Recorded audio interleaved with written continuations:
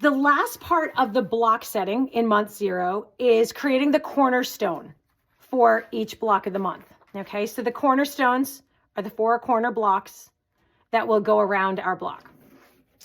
So to begin, you are going to make half square triangles again. It's again page 28, and this is number C, 1C.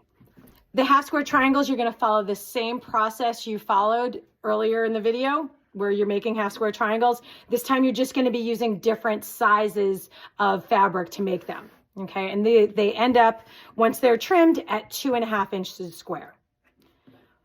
The cornerstone is really pretty simple. It is a half square triangle, a 2.5 inch square, and then a 2.5 by 4.5 inch rectangle. Okay, so that's all we're going to do. You're going to follow the same process we followed earlier when you're sewing your pieces together. You want to make sure that your half square triangle is in the correct orientation. Okay, so we're going to put I'll just put this right over it. It's usually best to sew on the bulkier side though. You just want to make sure again that your half square triangle is in the correct orientation. So if I'm going to pin it here, I can actually pin it from this side. That's okay.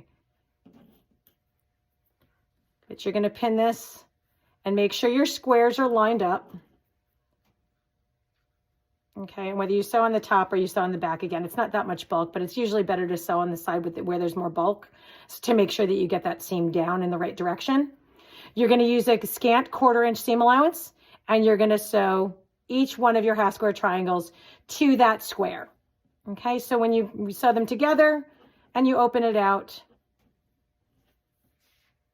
this is what you'll have. Okay, so I don't have one of those ready. But once you do this, you're then going to press your seam. Again, pressing from the top of your block as opposed to pressing from the back. We don't press from the back, we always press from the top.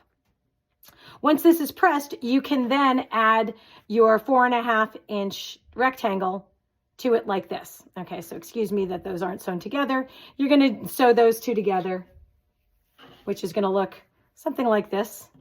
Okay, and once they're sewn together, again, you'll press from the top of your block. And in this case, I again did press towards the lighter side just because it was going to lie flatter. There's a bit of bulk in there with those seams, so I went this way just to make sure I've got less lumps in my quilt.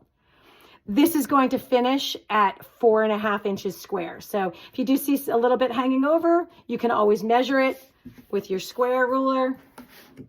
Make sure you're at 4.5. If there's something to trim, I'll just line that up there. If there's something to trim, you can trim it. You can see I've got like a hair over there. I could trim that off, but that's going to finish at 4.5 inches square. So those are the lessons that you're going to need to create the block settings. Okay, again, this is month 0. You're going to make 48 of the cornerstones that we just did here, and you're going to make 48 of these setting triangles that I'm about to pull in from. Let me just grab one. 48 of these setting triangles as well. Okay, and then each month as we do our blocks, you'll be able to pull from the pile of cornerstones and setting triangles without having to redo them every single month. Okay, so if you have any questions, don't hesitate to email or call. Thanks, everyone.